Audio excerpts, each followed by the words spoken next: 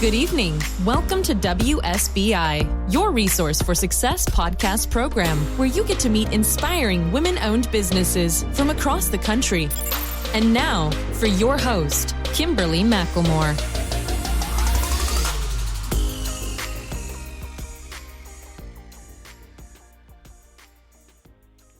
All right, good evening and welcome to WSBI, your resource for success podcast program, where you get to meet inspiring entrepreneurs and women-owned businesses from across the country. I am your host, Kimberly McLemore, and welcome to another night of sharing. With us, we have Mariko Frederick, CEO of Soul Priority. Imagine dying and then coming back, and your gift was to be able to see and hear people's destiny. Mariko Frederick did just that, and her journey and dedication is to help entrepreneurs leverage the gift that is already in them. She uncovers what your true calling is in the world and sees the assignment on your life as well as your path to abundance. She worked with Olympic and professional athletes, CEOs of 7- and 8-figure businesses, and serves as a transformational speaker, spiritual healer, and high-performance coach. Her book about life in the afterlife is scheduled to be released later this year. So, without further ado, please help me welcome to my platform, Mariko Frederick. Hey, Mariko, how are you? Hi, I'm well. Thanks for having me on today. Oh, I'm excited. You know, most people don't know, but we've been sitting around talking for like the last 10 minutes or so, and I almost forgot it was time to start the show. we had too much fun already. We actually had to rein it in and say, wait. So we got to say something for the show. Right, exactly. So I am extremely excited about this conversation we're going to have tonight. But before we dive into everything, Mariko, could you please just talk to the listeners and tell them just a little bit more about who Mariko is beyond your business? Yeah, sure. So Mariko, I'm half Japanese, so that's where the name comes from, Mariko Frederick. Mm-hmm. And I was not planning on, I was going to say I wasn't planning on dying. That doesn't sound right, but I was. So my life path took a really big detour when I had a near-death experience. You know, I was happy as a clam. I was a rock climber. I was an avid backpacker. And I had a practice in alternative medicine, alternative healing. And if my life stayed on track that way for the rest of my life, I would have been happy. Mm-hmm. And so what really changed was 16 years ago, I had a near-death experience, and literally my life has become unrecognizable from that experience on. So it gave such incredible perspective on what we're really here to do. Mm-hmm. But it also, you know, it's kind of funny, like part of me is like, yeah, and it messed up my plans. Right. It's like, wait a minute now. This was not like, what I said I wanted to do, right? Thank you. Right. This is not what I wanted to do. I wasn't expecting this. I was so happy. And then, you know, it wasn't easy. Like, you know, when I came back with an assignment on my life, I didn't come back with a website and a marketing plan. I came back sick. I came back in bed for years. Wow. And it really felt like I spent I say 10 years, but it was really over 10 years really chasing after the person I knew I was meant to be. Mm-hmm. But I couldn't, it just took so long to get there because of my health and the challenges and just the confusion of, but what do I do? Right? Mm-hmm.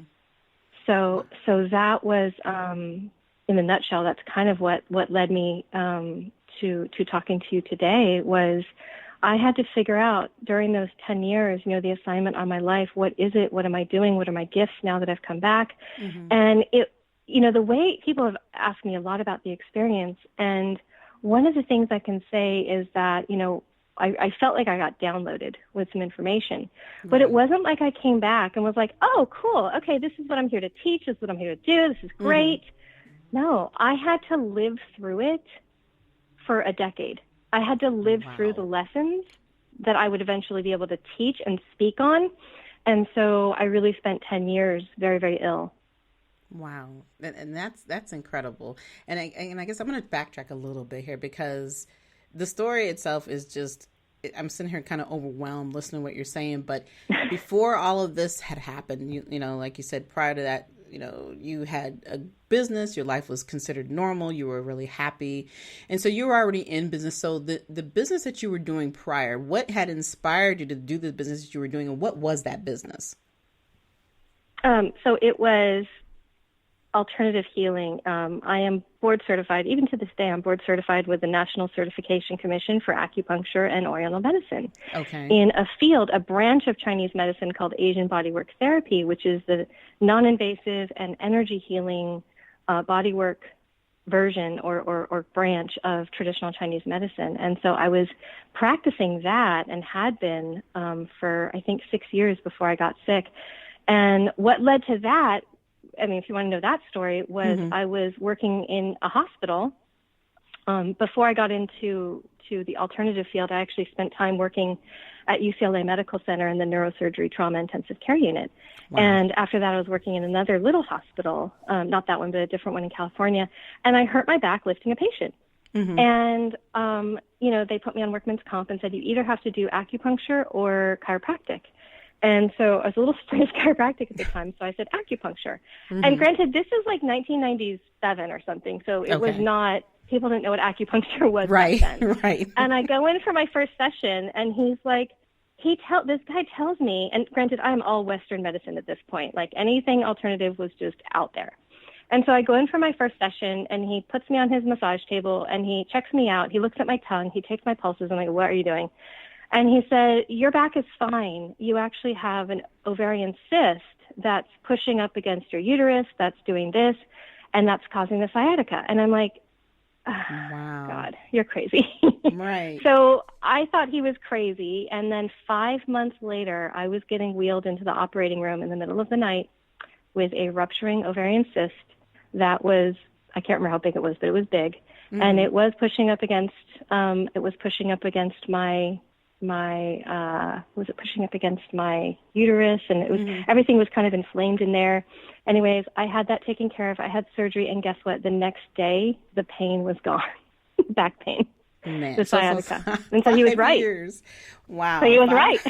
He was right, and you were completely wrong. He was sure. right. Well, here's the other thing. Okay, wait a minute. Okay, wait. In my defense, the other thing, he looked in my ear. Like, he didn't look in my ear with, like, like a doctor does. He looked at my ear, looked at my tongue, and then told me this was happening. And I'm like, how do you know that? He's like, because I looked, literally to this day, he'll say it, because I looked in your ear. Please tell me how that makes sense. Right. Yeah. It's like none of it makes sense. So I could see why you would say, no, you got to be Lulu yourself. Okay. I didn't come here to hear this. I come here for you to take those needles and put them in my back. Right. Fix my back so I can get back to work and back to climbing. And none of that happened. I ended up apprenticing with him before I went to school, and he taught me a lot. So yeah, so that's how I first started in the alternative healing realm. Yeah. Right. And then part of alternative healing, there's still to this day, a lot of people don't truly believe in it, as much or utilize it. I don't believe in the way that they could or should. And I think a big part of this is because it's not as marketed as much, even though we're still seeing, people are coming to it. But what is your thought process on that? And why do you feel that people may have some fear of wanting to do the alternative medicine and other practice and more holistic healing versus doing it the way we do it now with, you go to the doctor, here's a bunch of pills. This will make you feel good for 5 minutes. But then, you're going back and you're doing it again. Yeah, I think, it's getting better. 20 years ago, and beyond 20 years ago, it was very difficult. People not only did they not believe in you, they thought, I had people come and say, I can't see you because I'm Christian. Wow. There was a church in the town I lived in preaching that Chinese medicine was the work of the devil. And so we have come a long way from 20 some years ago. But, I think the thing is it's not an either or, it's both. Right. Okay. So you have to have your own discernment and say, okay, what am I dealing with? And am I taking care of myself? Right. Are you taking care of yourself? And if you're doing everything you really know you're supposed to do, you are exercising, you're active, right? It doesn't have to be at the gym, but you're active, and you are eating right. You're not eating processed foods all the time. You're not eating junk foods all the time. You're not eating sugar all the time. Now, if you're doing pretty good and you still can't find, something's wrong, and you've done everything you can, then it's really about discernment to say, okay, which route should I go, right? Obviously, if you break your leg, you're going to the doctor, right? But if you've had something chronic, I always love it when people get checked out first just to make sure there's nothing major, Right. And then if they can't find anything, then I think alternative medicine is a beautiful place to land, because that could be the final cure. That said, it's not a magic pill. You do have to take accountability for your own health. Okay. And that's important to hear, because I think that when people hear the word alternative, they're not really always thinking in that perspective. They are thinking, well, this has got to be better. This is magic. You know, they take the wand and boom, you're perfectly back to normal. And so I think that's important that you bring that up. And so, you know, you talked about the journey that you have with this doctor, with your back, all these little things were happening to you. And then, of course, you get all fixed up. And then you have this bigger journey that you went through. So for 10 years, I'm trying to understand and grasp what happened to you in those 10 years and how did you cope with all of it? I mean, you like I said, you literally had to rethink your whole life, and it was like torture for 10 years. Talk about that. It was, you know, I really felt like I had to climb out of the ashes of my old life and reinvent myself. And it wasn't easy, because it's not something that people understand. You know, this was before Facebook and Instagram took off. You couldn't find groups. You couldn't find people that were relating to, you know, a 29, 30-year-old woman who lost all of her health. And I didn't have cancer. I didn't have something that was relatable, that people were like, oh yeah, I know what that is, right? I had a mystery disease. Nobody knew what was wrong with me. I had a couple things going on. One, I was injured, and that was what caused the near-death experience. But at the same time, or in the same month, I had gone hiking, and I got bit by a tick, and I contracted Lyme disease, and I didn't know it.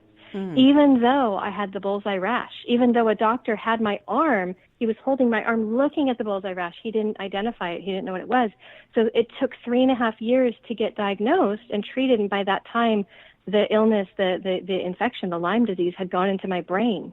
Wow. And I was confused. And so, you know, talk about losing my identity. I went from, you know, 125-pound rock climber, a person who thought that a 20-mile hike was a general normal day hike, you know, knock that out in a day, no problem, to being 200 pounds, barely able to crawl to my bathroom. And this happened in a matter of just a couple of years, right? And so I lost my identity.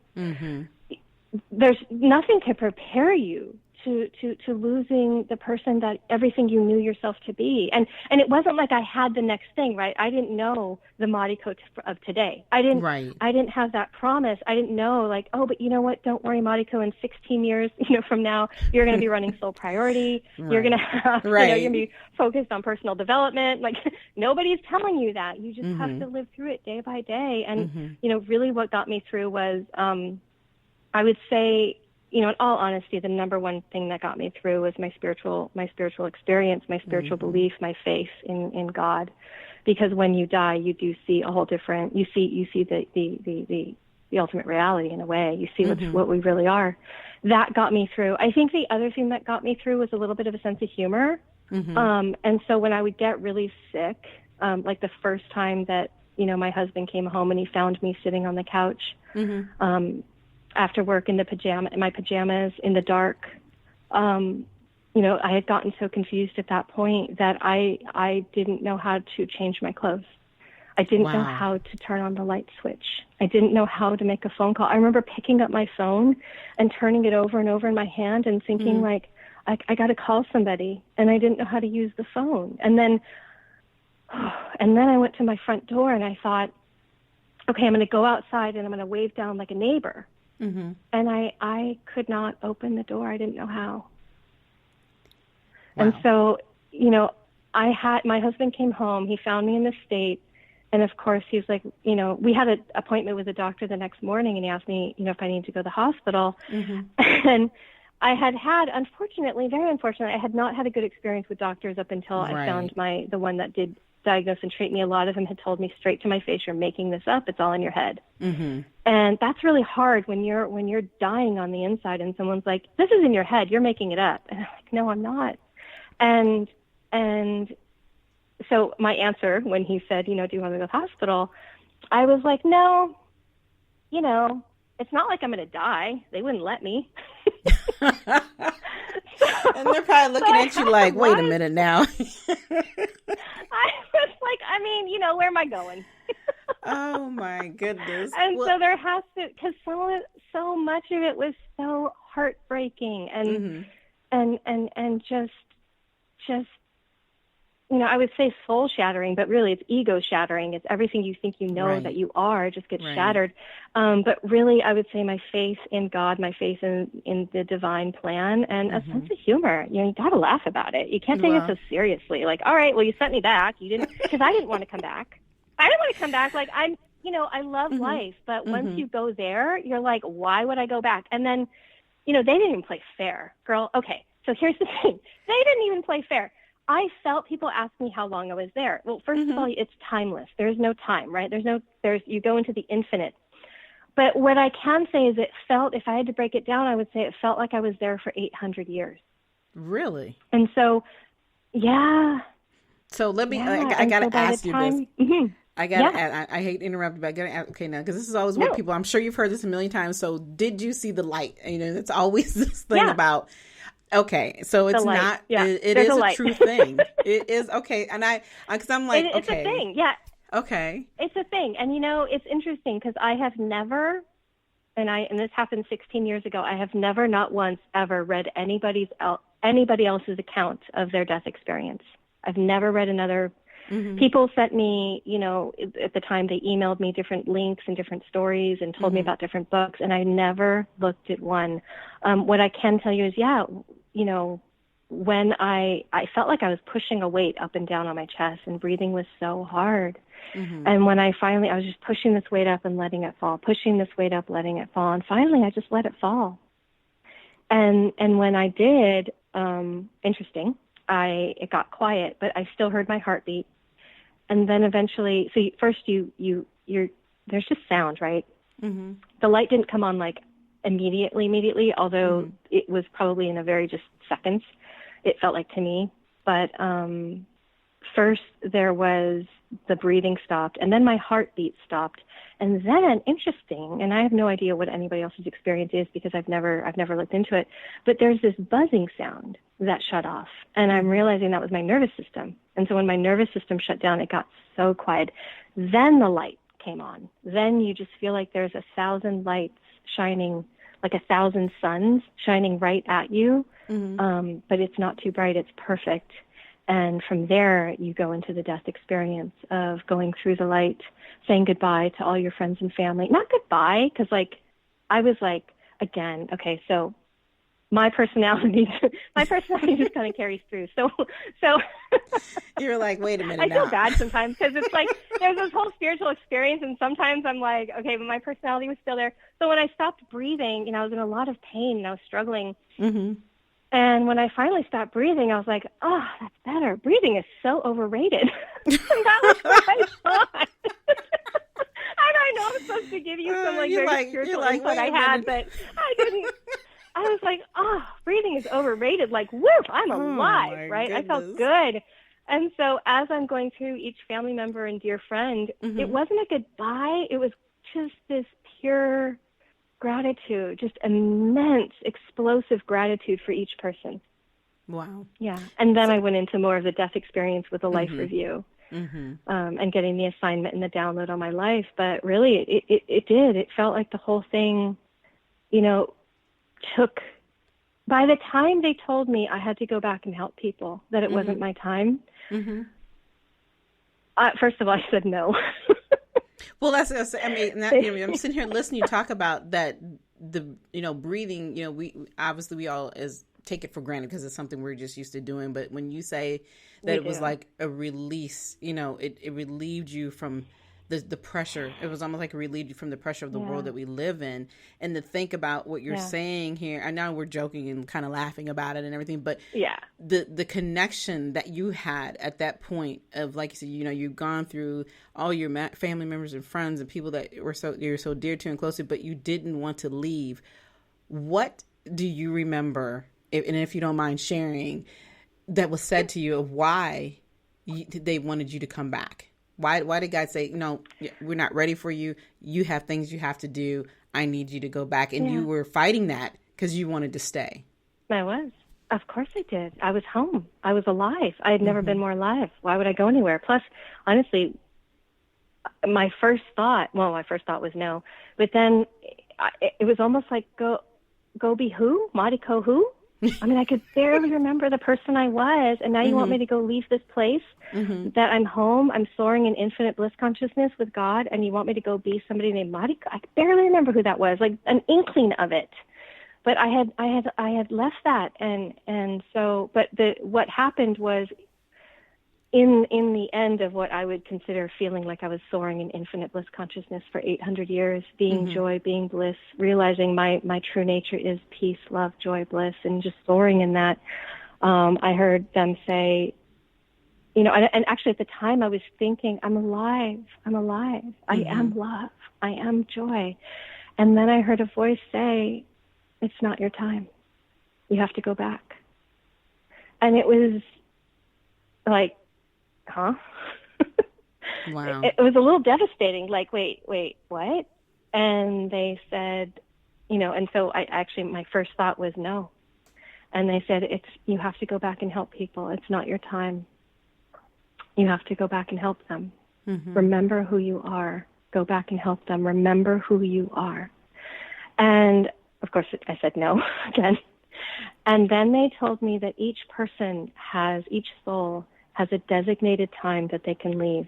And you can't leave before your time or after your time. And this isn't your time. You have to go back and help them. You have to go back. You have to remember who you are and go back and help people. And at that point, I agreed.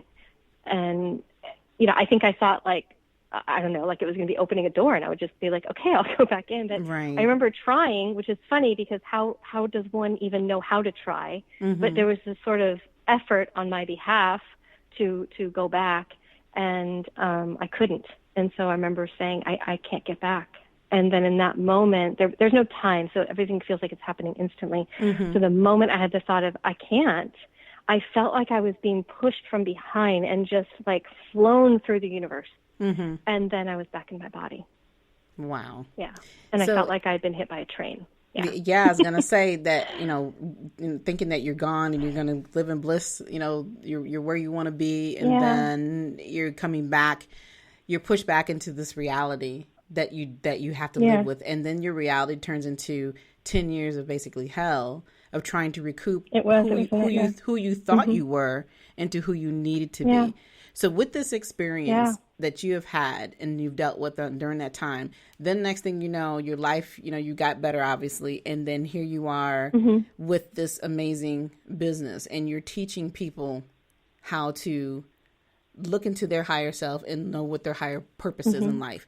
Now, how did you transform all that? Because, I'm sure people are sitting here right now listening like, this story is a bunch of craziness right now. It's like, why is this lady on here? Okay, and as you and I talked earlier, my thing is always about people really understanding who we are.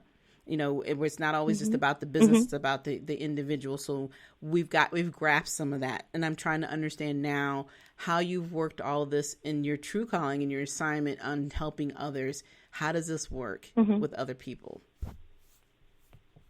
So everybody has an assignment on their life, right? You're here to do something. And I think the big thing that we do, oftentimes we miss it. Or we play to, like, if we were to leave this world and they showed you the level that you're playing at, some people might be playing 50% of their potential or 30% of their potential. And so really what I help people do is live full out. I help them live 100% of what they're meant to do. And get really specific on what the assignment is on their life. And so that's what my calling is to help other people live in their purpose, because here's the key. When you live in your purpose, all of the resources you need are at your disposal, including money. And so I think what happens, and this is specifically for your listeners and the business people listening, so when you leave this world, you see that everything that you needed was at your disposal. Meaning if you needed, abundance is at your disposal, let's put it that way. Inside abundance, you can have poetry, you can have art, you can have health, you can have relationships, love. And then what we do is we say, okay, that's abundance. And then we put money in the little cage. And we say, well, that's hard to get. But money is the same. It's in the same bubble of abundance. It's not we don't worry that somebody else is listening to the same song at the same time we are. We don't worry that we're going to run out of poetry. We're not worried that we're going to run out of art, but we worry that we're going to run out of money. Yeah. Yeah. And so money is part of our abundant right. And so when you're living the assignment on your life, when you're really playing full out, abundance, the law of attraction, it works and it will come to you. But you really need to be in integrity with who you are as the soul and what you're here to do and who you're here to help, right? You have to come from that point of serving. How can I make this world better? How can I make lives better? And then you start to watch how that works. And you also have to realize, do not put your money in a cage and lock it and tell yourself it's hard to get. Right. And I think a lot of times with business people, we think it's a struggle. Yeah. And I was going to say that's normally the mindset of most individuals, whether it's business or personal, is that they're so locked into, well, how am I going to make money? I can't. And then then it goes from, how am I going to make it to, I can't do this, I can't do that, I don't have this, I don't have that. So it becomes all negative and there's no positive there. So how do you teach people to really, truly unlock their mindset? To understand that, yes, this is your purpose, but then even if you figure out what your purpose is, there are some people who know what their purpose is, but there's that fear of jumping into it and doing what they need to do is usually right there in front of their face. And I can say that for myself. We all go through that process. So how do you get them to get that mindset right? That's a lot of so I do work with mindset. I do work with healing. So there is a lot of that as well that when I'm working with one-on-one clients and really showing them who they are, allowing them to feel that big version of themselves so they can step into that person and just be that person and play play their role, so to speak, or be the person they're meant to be full out. And it's a shift. It sometimes it happens really quickly and sometimes it happens over time. It's not a one and done for everybody. It's not like I could say I do this one thing all the time, every time, right? Sometimes I use visualizations. Really what it is just my gift I came back with is the ability to see what you're meant to do before you leave this world and where the abundance is. And when I share that with people, with my one-on-one clients especially, it resonates so deep in their soul that when I say it, it's every time. It's something that they have never spoken out loud. And it's one of those, how did you know? Or right. Most often they have a feeling inside. They feel it, but they don't have words for it. But they know it, they feel it. It's just there all the time. They know they're meant for more, but they don't know what. And then the gift I have is to be able to say, this is exactly what it is. Here's step 1 through 10. Go do that. Right. And then that's the how, I guess you could say, is really using that gift I have been blessed with and come back with to say, this is what you're meant to do. This is how you're going to do it, and get really specific about what that is. And so that's how I work with people. Wow. I mean, and it sounds so simple, but yet still, obviously, it's a struggle for people just to, like I said, get up every day and determine what their purpose is in life, and then, go ahead. No, go ahead. Oh, so there's twofold, so it should never be a struggle because honestly, like what you're here to do, the people you're here to help, okay, go do that to your best of your ability. But really what we're here for, if there's number one purpose for everybody, it's so simple. Kimberly, it's really God consciousness, union with God, right? Enlightenment, loving God, serving God, right? Devotion to that divine is all of our purpose. There's nothing greater that you could do than that. If you spent your whole life just loving and serving God, loving and serving the divine, whatever you call it, right? Divine Mother, God, Allah, whatever you call that. If you literally spent every breath between your first and your last serving and being close to God, you've done it. You've gotten an A, right? But what I've noticed is people don't want enlightenment just because we tell them that they should. They don't pray and meditate and serve God because they know it's good for them.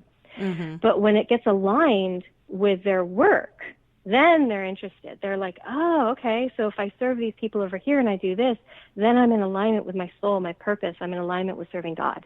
And then they really love it. And then it becomes really interesting for them. And it's more fun because you don't want your daily job necessarily to be separate from your spiritual path.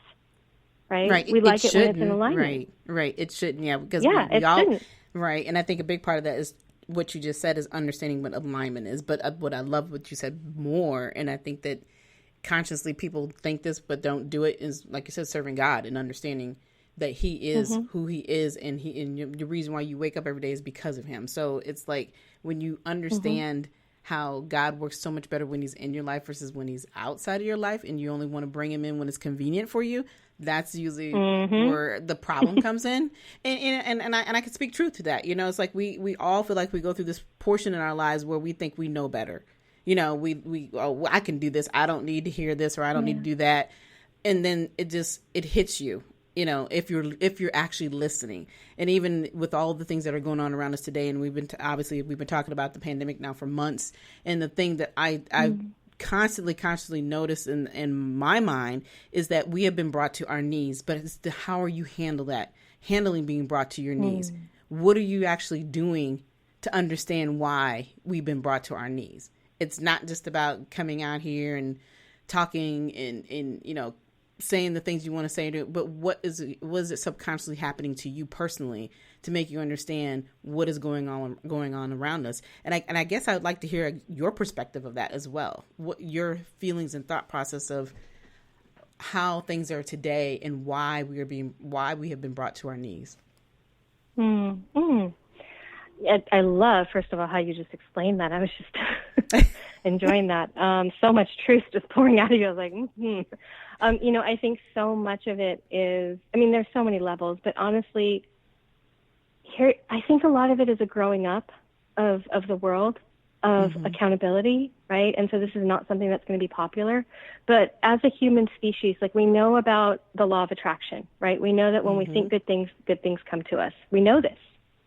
And yet, most of the time, right, with the however many thoughts a day we have, what is it, 80,000 thoughts per day or something, most of those thoughts are negative.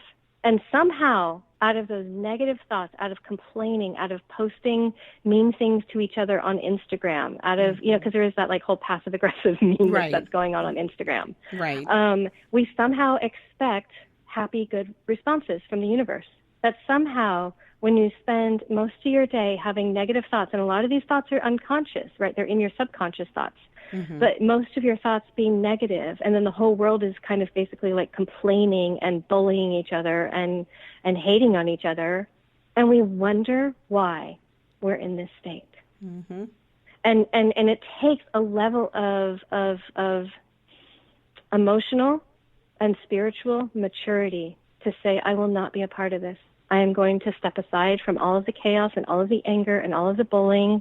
You know, do your thing, vote, be responsible, but to get wrapped up into it all day, every day, these conversations, and somehow expect the universe to send you blessings and growth and wisdom when you've spent most of the time attracting the opposite.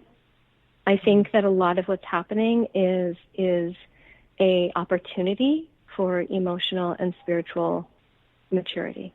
And that's so much of what the path to enlightenment is, right? Emotional and spiritual maturity is necessary. It's not just acting like a grown-up at work. It truly is bringing in that level of higher consciousness throughout your day and saying, okay, I see these people bickering over there. I see them complaining about whatever horrible thing is going on in the world. Do you want to participate and dive in, or do you want to elevate your consciousness above that and help elevate the world? And it's a choice. Each person is making that choice every moment of every day. Every moment of so nothing. Oh, this is another good one from when I died. There's not a moment of your life that's missed, right? God sees everything, every thought, every word, every deed. Nothing goes unnoticed. So when I see deep. A lot of people. So people are deep. Complaining. There's not like you. I mean, I don't. You know, whatever religion you are, I'm not here to push my belief on anybody, my spiritual beliefs on anybody. But whatever you pray to, it's not about us being the judge and jury for everybody. Amen. That's the universe did not make a cosmic mistake. The universe, God, does not make mistakes, and so all of the chaos we're seeing here, right? It's not that God was like, oh my gosh, I'm so sorry, I totally messed up and that person died and I just, what was I thinking? No. Every single life, every single thing happening and unfolding is happening in divine right timing and on purpose. And so it's, what can we learn from it? How can we grow from it, right? Instead of just getting angry, how can we rise above it and make this world a better place? Because there's a lot of work to be done here. And here's the other thing, obviously, not everyone in this world has the same level of consciousness. Right. Right? So there's some people with very elevated consciousness, and there's some people that don't. And that's okay. Again, they are not a mistake. They're not a mistake. They're on their journey too. Now, I'm not going to go hang out with them and have dinner with them, right? We don't necessarily do that, but we don't have to hate and judge and point fingers. It's like, okay, you know, if this earth was a school, some people are getting their PhD, and some people are just entering grammar school or kindergarten. Mm-hmm. And so it's up to those people that are elevated and are working on getting their master's or PhD, so to speak, in soul consciousness, to not get dragged into the conversation of people who are just sitting in perpetual anger and blame and hate. Yep. And so, but it's happening. It's happening. I see people who last year were doing all these inspirational posts, right? We know them. We know who they are. All these inspirational posts, and all of a sudden 2020 hits, and it's just like, who are you? Right. I mean, it's from positive to negative in like 2 seconds. And it's like, hey, remember who you are. Stop that. Don't do that. It's not worth it. It is not worth it. Spending any amount of time getting distracted from your divine purpose is not worth it. Right. And at the end of the day, you know, the whole conversation is about humanity. People just want to be treated like human beings. It's just that simple. Yeah. And to have and as I'm saying, just to have, you know, people tell you or point at you and say, well, no, you're not worthy because you don't look a certain way, you don't talk a certain way, you don't act a certain way. It drives me over the edge some days, because you get so tired of feeling like you have to live on the edge. You know, because people are consciously and subconsciously always telling you, even in your face, that you don't belong. And it's like, how dare you tell me I don't belong? And, you know, so you're constantly battling these things, and then you're trying to stay above water, so to speak, you know, trying to stay positive and live your life in a way. And, you know, one thing I can say is all the wrongs and all the things I've seen in this world and in my life for 54 years, you know, one thing I've never been taught is to hate.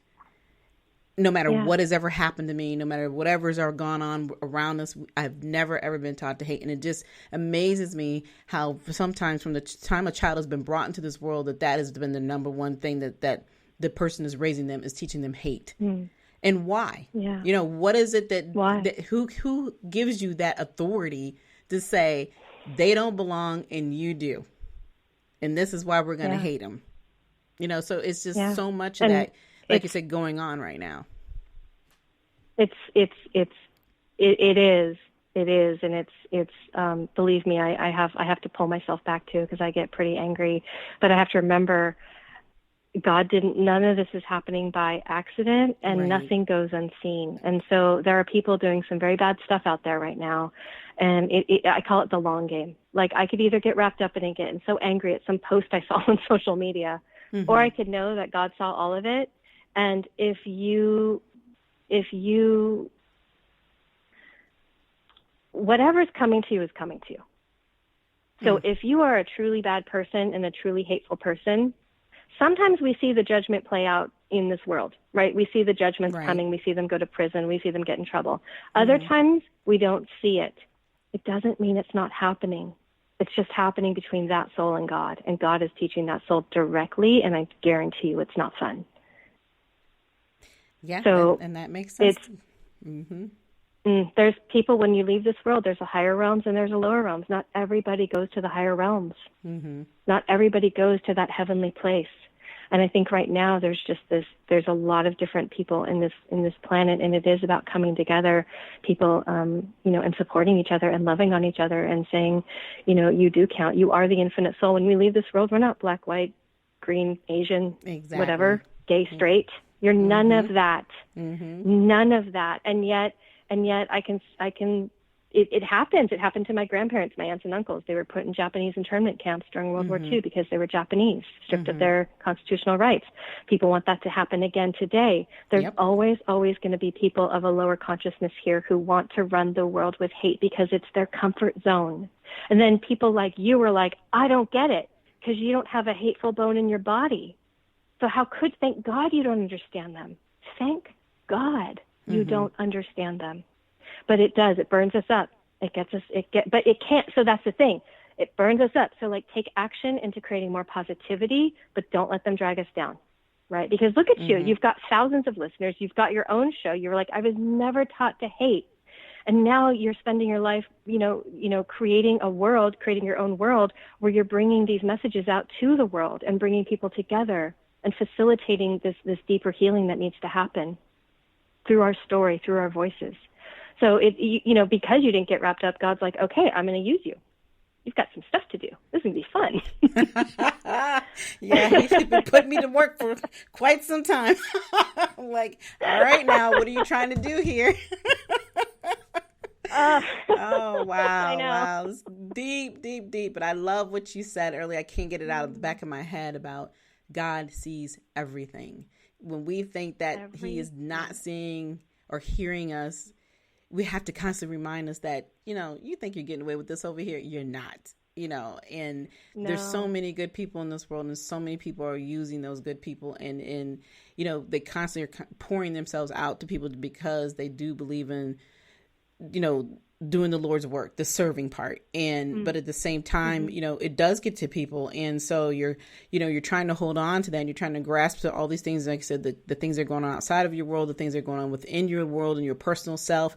It can be very difficult to wrap it all up. And then when you're talking about professionally into transforming themselves into their businesses or whatever it is they're trying to do, you're teaching people how to align with everything. And to me, it just seems like so much more work. And that's part of the reason why people don't do, their purpose or their alignment because of the fear.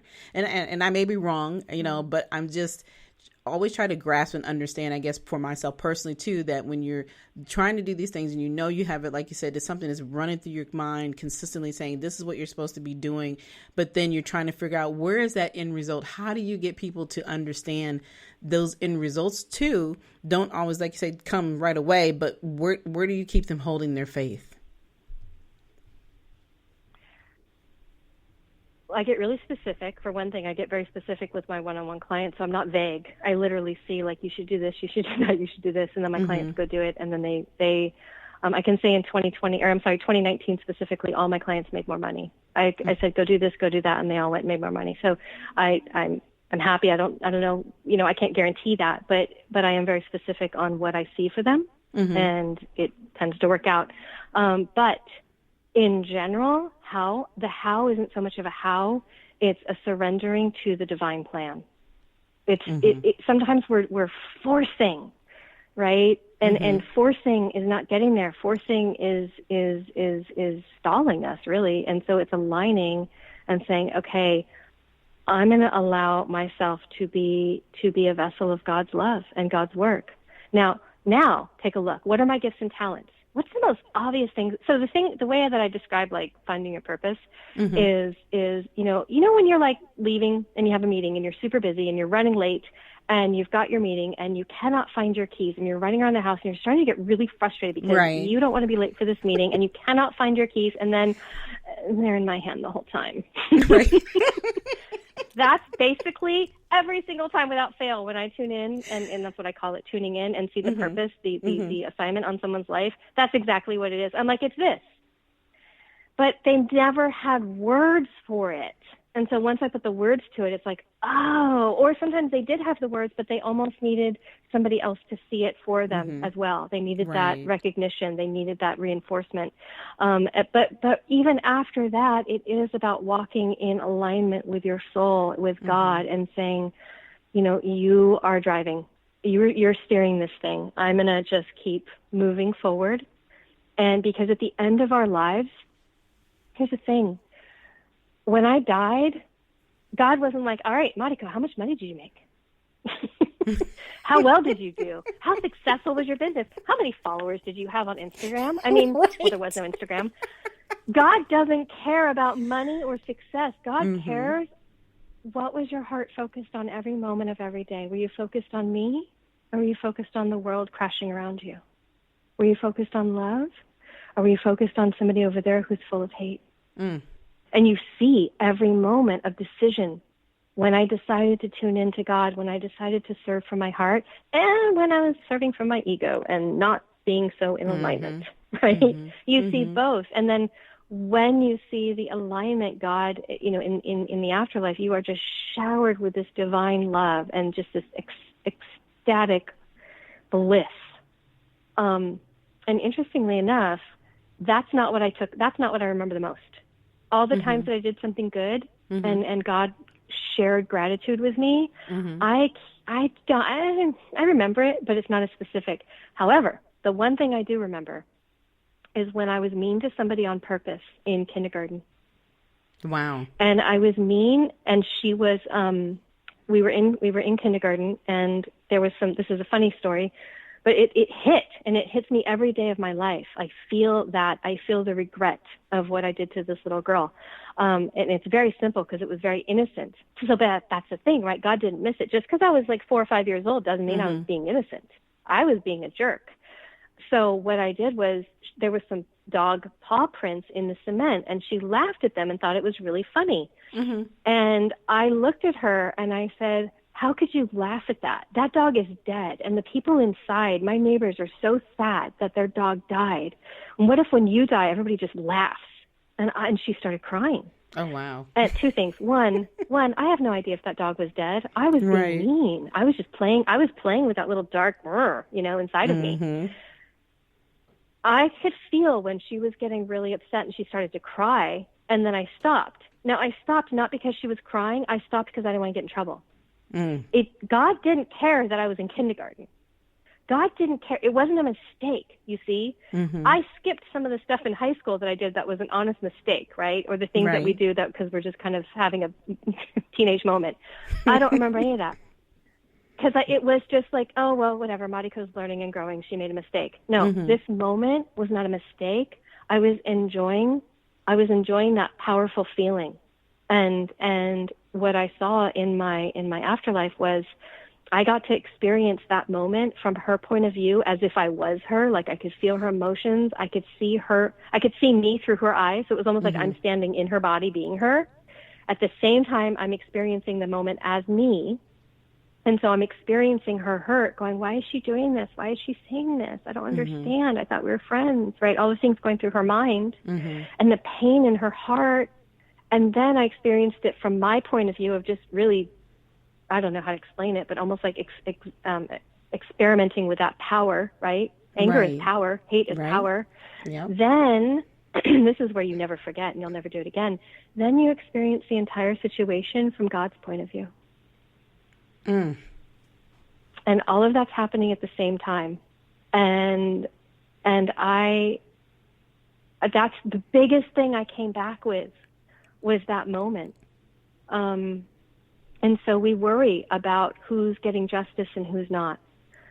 Well, that story, most people would think you can overlook it. It's not a big deal. And yet that's one of the biggest painful moments of my life. Was when I hurt somebody on purpose. It was not an accident, and God saw all of it. And so again, we worry or we get upset. It's infuriating what's happening right now, and yet, because it's so ignorant, right? Right. And yet, God is not missing a moment. So when I see these people acting out of alignment with their soul, all I could say is you are digging yourself deeper. And saying, oh, Lord, forgive me at the end of your life is not going to be enough for a lifetime of hate. Right. God will teach you. God will show you. And it's not going to be fun. It's not going to be fun. And you're going to, and those people, those souls are going to wish that they had behaved better, but it will be too late. And so it is, Kimberly, a matter of saying, okay, but that's not where we're aligned with. We are creating a higher realm. We are creating, a higher conscious worldview. But we're not in that place right now, but we have to continue to do our work, right? And so all of those people saying, what is my purpose? The big thing, align with God, align with your soul. Watch it unfold, surrender, and watch everything unfold from there. Yep. Right? Remember who you are as the soul, as a child of God. When you're faced with somebody who's full of hate, who are you in that moment? Right. Who are you? Going to join them? Right. Or not? Exactly. Right? Exactly. Right. I think some people, they're just so deep in it, they almost need to be prayed for. No, they're not so almost. They do need it. Yes, exactly. I think the almost is like, I can be a little, I'm a Scorpio. I can be a little vindictive. I'm like, do I have to pray for you? I know, it's like, yeah. But then that's the first thing I'm thinking. You need Jesus. You need prayer. That's what I'm thinking because somebody needs to pray for you because I can't stand it. You're nicer than me. Okay, yeah. See, that's my point. Sometimes it's like, oh, good Lord, what are you doing? You think honestly, like, what is going on? But it's about saying, okay, I'm going to continue to stay aligned with my soul during 2020 because the blessings will continue to come unceasingly. Mm-hmm. But don't get wrapped up in the hate. Don't get wrapped up in the conspiracy. Because when you leave this world, none of it's real. And what I mean by that is when I left this world, I realized very instantly, I'm not Mariko. I'm not a woman. I'm not a rock climber. I am not this childhood. My story is not me. I am the infinite soul. Mm-hmm. I am the infinite soul, period. No more. That's it. I am love, but I'm not all these things, these labels we put on ourselves, right? Thank you. Mixed race, right? Black, white, whatever, gay, straight, rich, poor. You're none of those things. Mm-hmm. What you take with you is your thoughts, deeds, and actions. Wow. Repeat that again so people understand what you just said. That's what's most important. Say that again. Yeah. What you take with you is your thoughts, deeds, and actions. What you take with you is the spiritual progress you made. Again, going back to emotional and spiritual maturity. That's what you take with you. You can't take anything else with you. You're not taking your wealth. You're not taking your, That's right. color of your skin or your sexual, nothing material, nothing psychological, nothing, even our bodies, right? I mean, I guess some of these people think they're taking their skin with them, so good luck. But you sorry. But it's because I forget we're live. We're having too much fun.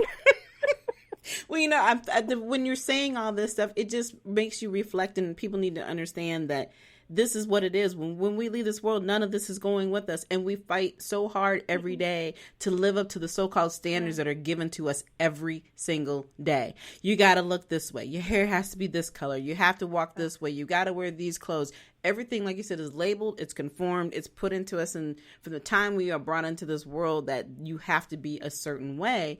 So, people will spend their whole life trying to, I'm going to save this amount of money because when I retire, I'm going to do this. You don't even know if you're going to retire. We don't know what tomorrow's going to look like. But at the same time, this is how we're raised. And I always think about this commercial I remember seeing when I was a kid when they used to, I don't know, I'm sure you've heard the term golden years, right? And you used to see these old people. It's, you had to wait till I'm 70 years old to have a decent life. I'm like, wait a minute, this can't be real, Oh my goodness, no. It hit me like a rock as a kid. I'm like, I got to be that old, and then by the time I'm 70, I don't really give a crap because I'm not gonna be able to move anyway. So it's like, I'm thinking, is that the life that we want? Those commercials, everyone, it's not true. It's not true. But I think that you made really the biggest point about everything going on right now is people just want to be treated with dignity. Mm-hmm. They want to be treated as human. They want to be treated well. And I think that's at the core of our problems is people are lacking empathy and compassion on a big scale. And they're so wrapped up in judgment, either hatred or wanting to get justice. And it's like, okay, but when you leave this world and this whole story of your life goes away, because that's really what happens, the story of your life goes away, and you are left being the infinite soul standing before God, who were you? Mm-hmm. That's it. And so I think, it is up to each one of us to make that choice every moment and treat each other with empathy, compassion, dignity. Even if you don't, agree with people. There's people I don't agree with them. It doesn't mean I have to hate them. I'm not going to have that conversation because I'm not here to change their belief system. And I'm going to stay in alignment and integrity with my soul. It's not worth getting wrapped up in some hateful, heated conversation with someone who I am not here to change. My purpose is not to help them heal, grow, and change, right? If somebody's just filled with hate, that's not necessarily my purpose. Maybe it's somebody else's, but it's not mine. So being aligned with what am I here to do? Here's somebody spewing hate. Okay, well, bye-bye. I'm going to go along and continue walking my path. Right. Right. And that there has to be a little more of that, of walking away from these, saying, okay, there's a whole chaotic, angry thing going on here. I don't have to participate. Right. You participate in other ways right now. We participate by voting. We participate by showing up. Right. And that does a lot more than doing these mean passive-aggressive posts on social media. Exactly. Well, exactly. Yeah. Yeah. And as I call it, that's being cowardice anyway. So, you think if you can just put it out there on the social media, like nobody's going to say anything or care. No, we know who you are. We knew that's who you were before you put it out there anyway. Yeah. So, but anyway, I'm not going to get on that pool. Get off of my little No, but it's true. I mean, every thought, word, and deed, God is, right. No, but God is watching that too. I'm very careful what I post because I don't want to post angry things. I don't want to post, I'm like, look, if every moment of every breath is a reflection of my love for God, then let me share that. Amen. All right. And I'm not going to share anything else. We've definitely gone so far into this. I'm like, okay, I got one more question, one or two more, and then we're going to wrap this up because we are way beyond. And everybody's probably like, way over. I know. I'll try to answer quickly. It's okay. So it's okay. No, the one thing I always ask my guests though, because you are also in business, obviously. And so I always like to get your input and information you can share with the listeners about what advice do you give for somebody who wants to start their own business? Do it. So plan it, right? So plan it first. Do it. I work with a business coach who is an amazing person, Susie Carter. I love her. Find a good person who knows the ropes. So if you've never had a business before, having a dream and wanting to start a business and getting your license, whether it's an LLC or C Corp or whatever you're doing is barely even the start. There's so much of the behind the scenes that happens, right? So if we think of the iceberg, the tip of the iceberg is what everyone sees on social media. Mm-hmm. Everything else under that is building the back end systems for your business. And so really find somebody who knows how to do that and learn from them. But if you feel called to start a business, do it. All right. It could help, but don't do it alone. It help. Yeah, because it's easier, and of course, I think a big thing is, like you said, finding the right person, that you can align yourself with, and their purpose is the right way, because there's so many crooked people out here in the world, which we already know, but we won't go down that path right now. Again, we're going to keep it on the high level right now. So the other thing that I have for you, Mariko, is to please tell everybody how they can get a hold of you and reach out to you and follow you and all. And if you have anything you want to share about anything you got coming up, please let us know. Oh, thank you. I have a free guide that I really love. It's on my website, soulpriority.com, and that's obviously spelled SOUL, if you've been listening to this conversation. So soulpriority.com. And it's just my free guide of the 5 mistakes I see people making over and over and over and over and over on how to find their purpose. And there's hopefully some ahas in there. That I would love for you guys to download and just kind of take a peek at and see if it sparks something for you. And so you can definitely find me on my website. But I'm on Instagram at Mariko Frederick and on Facebook at the Mariko Frederick. And so I would love to connect all there. All right. Well, I want to say thank you so much, Mariko, for coming on. You have been phenomenal. I know that I made this an hour show tonight, and it was not my purpose, but there was reasoning for everything. Things happen for a reason. So I just, again, want to say thank you so much. You have been amazing. And for those listeners, you've been on here for us the whole hour, I hope you have learned something this evening about yourself, not so much about just what you've learned from us. It's truly about looking inside yourself. And if you feel you need to have that extra help to teach you and to understand what your purpose is and learning how to align yourself, please reach out to Mariko. She is phenomenal. I've definitely truly enjoyed this evening with you. Again, I thank you for coming on board. For everyone else, I'm here every Thursday evening at 7 p.m. We're on iHeartRadio and Spotify, plus 12 other new platforms. And please download our new mobile app. You can get that on Google Play. And we'd love to have donations to help out the continuation of our amazing show here in this platform. But also 20% of that goes directly to our Purple and Pink throwback fundraising event that we have for breast cancer awareness and domestic violence awareness through the month of October. And if you want to learn more about that event, please go to my website at www.sbilc.com. Otherwise, you can follow us also on our other platforms, Facebook, Twitter, YouTube, you name it, we're out there. But again, I thank you all for listening to me tonight, and we'll be back again next week, same time, same place. Have a good evening. Good night, everyone. We will be back next Thursday evening at 7 p.m. Follow us on Spreaker, www.spreaker.com/user/WSBI. View our new WSBI website anytime at www.wsbillc.com and on Facebook, Twitter, YouTube, LinkedIn, and Instagram.